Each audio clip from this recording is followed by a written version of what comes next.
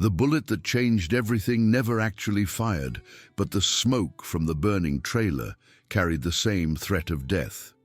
When 59-year-old Daniel Crawford kicked through that aluminum door, he wasn't thinking about the silver pin he'd receive, or the conspiracy he'd uncover, or how his own home would become collateral damage in a war over what lay buried beneath Wyoming soil. He was thinking about the screaming child trapped inside, and how the pattern of accelerant on the kitchen floor meant someone had tried to murder a 6-year-old boy. That was 3 days ago. Now, standing in the ruins of what used to be his garage, Dan could still smell the smoke in his clothes. The evening had started ordinarily enough. Dan had been restoring his 1987 Chevy pickup in the garage of his Pine Valley property, the repetitive work providing solace in the 18 months since his wife Catherine's death. At 59, with a bad knee from Lebanon and 30 years on the Pine Valley Police Department behind him, Dan had settled into a quiet retirement, part-time security work, occasional fishing, and too many nights with only bourbon for company. His daughter Emma had been calling more frequently, worried about him isolated in the Wyoming mountains. She'd built a successful career as a corporate litigator in Phoenix and kept suggesting he sell the property and move closer to her. Dan had refused every time.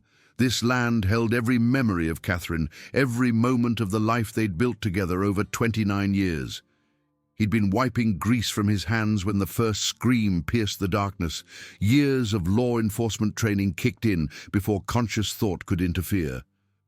Dan grabbed his jacket and moved toward the sound, toward the Pine Hollow mobile home community, visible from his elevated property. The orange glow of flames reflected off the clouds as he ran, his damaged knee protesting with each impact. But pain was irrelevant when a second scream confirmed what his instincts already knew. Someone was trapped inside the burning trailer. The fire had already consumed the front windows by the time Dan reached the scene. No neighbors stood outside, meaning no one had evacuated the occupant. The heat hit him like a physical barrier as he crossed the small yard. His investigator's mind noted details automatically. Single-wide trailer, approximately 30 feet long, 2 entrance points, deliberate burn pattern suggesting multiple ignition sources. Someone had set this fire, and they'd done it while the trailer was occupied. Dan pounded on the superheated door, identifying himself, getting no response beyond the roar of flames. A solid kick beside the handle sent the cheap door crashing inward, releasing a wave of black smoke that forced him to drop low. He pulled his shirt over his nose and pushed inside, crawling through the inferno. The burn patterns were unmistakable to someone who'd worked arson investigations for a decade. This was professional work, accelerants placed strategically to ensure maximum destruction. But why target a trailer in Pine Valley's poorest neighborhood? A small cough from the back bedroom answered one question while raising dozens more. Dan found the boy huddled between a bed and wall, a blue cloth pressed to his face.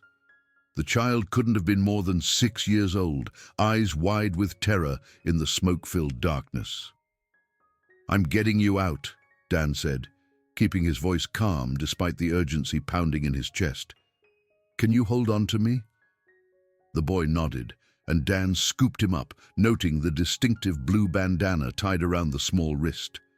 No time to examine it now. The child's arms locked around his neck with surprising strength as Dan turned back toward the exit. The situation had deteriorated in the seconds since he'd entered. Flames now blocked the front hallway, forcing Dan to reassess. The bedroom window offered the only alternative, small, but large enough for the boy. Maybe large enough for Dan if he didn't mind leaving some skin behind. A tremendous groan from above made the decision for him. Dan positioned himself over the child as part of the ceiling collapsed, burning debris striking his back and shoulders. Pain exploded across his body, but he stayed standing, protecting the boy beneath him. Window, now. Dan smashed out the remaining glass, clearing the frame as best he could with one arm while holding the child with the other. When you get outside, run toward the lights. Don't stop." He lifted the boy toward the opening, supporting him as he wriggled through. Another section of ceiling gave way just as the child cleared the window. Dan lunged for the opening himself, but was too late. A burning beam struck his shoulder, pinning him momentarily. The smell of his jacket beginning to smolder focused his mind with absolute clarity. With a roar that was equal parts pain and determination, Dan heaved the beam aside and forced himself through the window.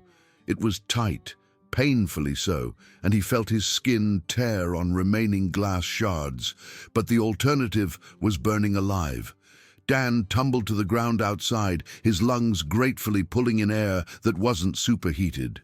He lay there for only a moment before professionalism overrode agony. The boy. Where was the boy? Relief flooded him when he spotted the child standing exactly where Dan had told him to go, his face streaked with soot, watching his home burn with wide, uncomprehending eyes. Dan limped toward him, each step sending fresh jolts through his injured body. As he reached the boy, sirens grew louder, and the first fire truck rounded the corner into the trailer park. "You did great," Dan said, kneeling to meet the child at eye level. "Are you hurt anywhere?" The boy shook his head, then suddenly threw his arms around Dan's neck. The simple gesture of trust nearly broke something in the hardened former Marine. A firefighter approached, already assessing the situation. "Anyone else inside?" "Negative. I cleared the entire structure." Dan's voice was rough from smoke inhalation. "Boy says his name is Tyler." Within minutes, the scene had transformed into organized chaos. Fire crews deploying hoses, emergency medical personnel arriving, police establishing a perimeter. Dan and Tyler were guided toward an ambulance just as Dan's phone vibrated. Emma's name flashed on the screen. "Dad, are you okay? I just saw news about a fire near your property." Dan tried to sound reassuring despite his ravaged throat. "I'm fine, honey." There was a boy trapped inside. "He's safe now." A pause on the line, then softer. "Of course there was. And of course you went in. Are you hurt?" "Nothing serious," Dan lied, as the pain from his burns suggested otherwise. "I'm flying up this weekend." No arguments. Dan recognized that tone. Catherine's tone, the one that permitted no opposition. "Okay, honey. I'll see you Friday." As he pocketed the phone, a new sound cut through the emergency response. The distinctive rumble of multiple motorcycle engines growing louder. Dan turned toward the sound, instinctively positioning himself between Tyler and the potential threat. Around the corner came a procession of motorcycles, rolling in with military precision. The lead rider was a large man on a pristine Harley-Davidson, his silver hair pulled back in a ponytail, beard neatly trimmed. He wore no helmet, revealing a weathered face that commanded immediate respect. The motorcycles stopped in a choreographed pattern. The leader dismounted with surprising grace and moved with urgent purpose toward the ambulance, scanning the emergency vehicles until his gaze fell on Tyler. Something like desperate relief washed over his face. "Tyler." The man's voice was deep, carrying the roughness of someone who'd seen too much. The boy turned, his expression transforming from shock to recognition. "Uncle Gabe." The man called Gabe swept Tyler up in a bear hug, lifting the child's feet off the ground. He held him tightly, eyes closed in what appeared to be silent gratitude. When he set Tyler down, his attention shifted to Dan. Their eyes met across the short distance. Dan recognized something in the other man's gaze, the weight of responsibility, the understanding of what it meant to protect others at any cost. Gabe approached, Tyler now clinging to his side. He extended a hand toward Dan. "Gabriel Stone. They call me Gabe. That's my sister's boy you pulled out of there." Dan accepted the handshake, noting the firm grip and calloused palm. "Daniel Crawford. Tyler says you went in after him, that you protected him when the roof came down." It wasn't a question, but Dan nodded anyway. Anyone would have done the same. Gabe's expression suggested he disagreed with that assessment. "Not anyone. Not today." He looked down at Tyler, then back to Dan. My sister Rachel, Tyler's mother. She was killed in a car accident 7 months ago. He's all the family I have left. The simple statement carried immense weight. Dan understood both grief and responsibility intimately. I'm sorry for your loss. Gabe nodded once, acknowledging the sentiment. His eyes took in Dan's injuries, the burned jacket, the way he favored his right leg. You need medical attention. I've had worse. A glint of recognition flashed in Gabe's eyes. Marine? How do you know? Takes one to know one. You stand like you're still waiting for a drill instructor. He gestured toward Dan's posture. Force Recon, 3rd Battalion, Lebanon 83. 1st Marines, Desert Storm 91. The shared background created immediate understanding between the two men, transcending whatever different paths their lives had taken after service. Gabe glanced at the burning trailer, now nearly consumed despite the firefighters' efforts. That was my sister's place. Tyler's been living with me, but I kept some of her things there, mementos. Anger crept into his voice. This wasn't an accident. No, Dan agreed. I saw accelerant patterns inside. Gabe's eyes narrowed. You know fires. 27 years with Pine Valley PD, last 12 in Detective Division, including arson investigation. Before Gabe could respond, one of the EMTs approached. Sir, we really need to check both of you out. You've got serious burns. Dan hadn't realized how badly he was injured until she mentioned it. The adrenaline was wearing off, and the pain was becoming more insistent. The boy first. We have enough personnel for both, the EMT assured him, gesturing toward the ambulance. Gabe looked at Tyler. Go with the medics, little man. I'll be right there with you. Tyler hesitated, looking between Gabe and Dan. Is Dan coming too? Yes, Gabe answered before Dan could protest. He needs doctors to look at his burns. As the EMT led Tyler toward the ambulance, Gabe turned back to Dan. This conversation isn't over. Where I come from, when a man saves your blood, he becomes blood. We'll talk more at the hospital. The hours at the hospital blurred together, doctors cleaning and dressing Dan's second-degree burns, x-rays of his aggravated knee, endless questions from medical staff. Tyler was being kept overnight for observation, and Dan had been told his daughter was fine, smoke inhalation and minor burns, nothing critical. When Dan was finally cleared to leave, he found a message waiting from Robert Hayes, Pine Valley's sheriff and Dan's former colleague. The fire had been confirmed as arson, matching the pattern of 2 previous incidents in the county over recent months, all targeting people who'd refused property buyout offers. Dan's investigator instincts stirred as he recalled the buyout letters he'd received for his own land.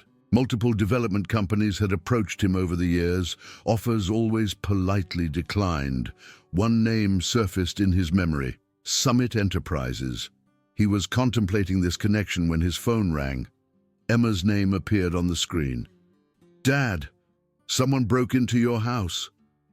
The word sent ice through Dan's veins. Are you there? Yes. I caught an earlier flight after last night. I'm fine, but the house is a mess. Sheriff Hayes sent deputies. They ransacked your study. Stay with the deputies. I'm 20 minutes out. Dan hung up and moved toward the exit, ignoring his body's protests.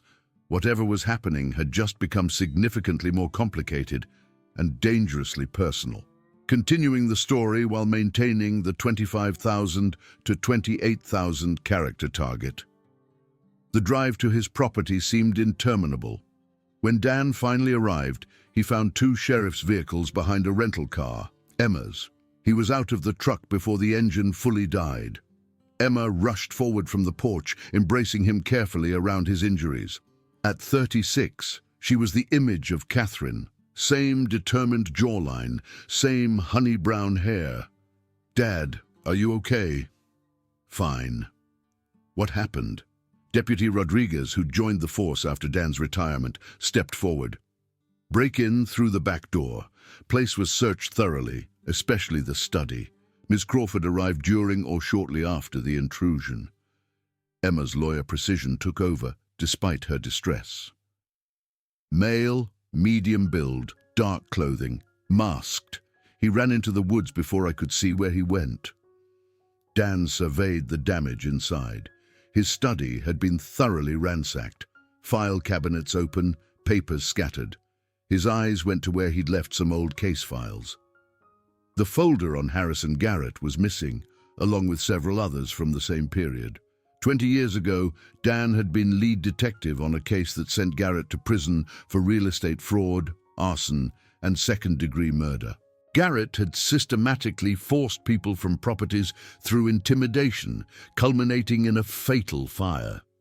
What caught Dan's attention now was a note in that old file about Garrett's son-in-law, Leonard Blackwell, who'd been investigated but never charged as an accomplice. The same Leonard Blackwell who now ran Summit Enterprises. After the deputies finished their investigation, Dan found himself at his kitchen table with Emma and a woman who'd arrived on a motorcycle. Phoenix, a member of Gabriel Stone's organization called the Iron Patriots. "Your father saved Tyler Stone last night," Phoenix explained to Emma, her military bearing evident. "Tyler is the nephew of our club's president, Gabe. The fire wasn't random. It was arson, the third such incident targeting people who refused to sell to Summit Enterprises." Emma's eyes narrowed. "The same Summit that's been sending offers for Dad's property?" "Exactly," Dan confirmed. "Their CEO, Leonard Blackwell, is connected to a case I worked 2 decades ago. His father-in-law was Harrison Garrett, convicted of using similar tactics." Phoenix produced a flash drive. "I have evidence suggesting they're using intimidation to force sales. Rachel Stone, Tyler's mother, died in a suspicious car accident 7 months ago, right after refusing their final offer." Emma processed this with her analytical mind. So the break-in was looking for the connection between Blackwell and Garrett. They're cleaning up loose ends and sending a message. Over the next hour, they built a plan. Emma would use her legal resources to investigate Summit's property acquisitions. Phoenix had surveillance data to share, and Dan would contact his former partner, Vince Sullivan, who might remember details from the Garrett case that weren't in official files. What they discovered over the following days was staggering. Summit Enterprises was systematically acquiring properties in Pine Valley to gain control of a rare earth mineral deposit worth billions. Those who wouldn't sell became obstacles to be permanently removed. The confrontation came 3 days later when Leonard Blackwell made a critical mistake. He underestimated how far a retired detective would go to protect his community. Blackwell's security team had located the witness from the original Garrett case, David Morrison, who'd been living under an assumed name in Ridgemont. But Dan and Vince reached him first, obtaining a recording that directly implicated Blackwell in ordering property tampering that could lead to accidents. When Blackwell's men tried to silence Morrison, the confrontation turned violent. Dan was forced to shoot in self-defense, wounding Blackwell's head of security. The evidence was secured and arrest warrants were issued, but Blackwell had one final move. He'd wired Dan's property with incendiary devices, using it as leverage to demand the evidence be surrendered. The call came as Dan, Vince, Gabe, and Sheriff Hayes coordinated their response. "Your home has been wired with explosives," Blackwell informed him coldly. "Timers are counting down. Bring me the evidence, or it burns." Dan made the hard choice. He went to confront Blackwell, but not to surrender. With Vince and Gabe providing cover from concealed positions, Dan faced the developer on his own front porch. "You've caused considerable trouble over some rocks in the ground," Dan observed. Blackwell smiled thinly. "When those rocks are worth billions, the trouble becomes worthwhile." Dan handed over a duplicate flash drive, buying time. But Blackwell revealed his true intentions. The house was wired regardless, and Dan's daughter, Tyler, and everyone connected to the investigation were considered loose ends. The confrontation erupted into violence when Blackwell's guards tried to execute their orders. Vince and Gabe's covering fire disabled them, but Blackwell triggered the explosives remotely. Dan tackled the developer as his home, the place where he'd lived with Catherine, raised Emma, built a life, erupted in flames. Multiple explosions tore through the structure, windows shattering outward, fire consuming 27 years of memories in minutes. He held Blackwell pinned as law enforcement arrived, watching everything he owned burn. Sheriff Hayes took custody of the developer and his wounded security team. Emma emerged from a responding vehicle, rushing to embrace her father. "The house," she said, her voice breaking. "All of Mom's things." "Just things," Dan replied softly, though his heart ached. "What matters is still here." Gabe approached with Tyler at his side. The boy looked up at Dan with solemn understanding. "You lost your home, again, because of me." Dan knelt, meeting Tyler at eye level. "Homes can be rebuilt. People can't be replaced." Tyler touched something on Dan's collar, a silver pin Gabe had given him, a symbol of protection and belonging among the Iron Patriots. "Uncle Gabe says, once you're a protector, you always have a home with us." Gabe placed a hand on Tyler's shoulder. "The boy's right. We take care of our own. Always have, always will."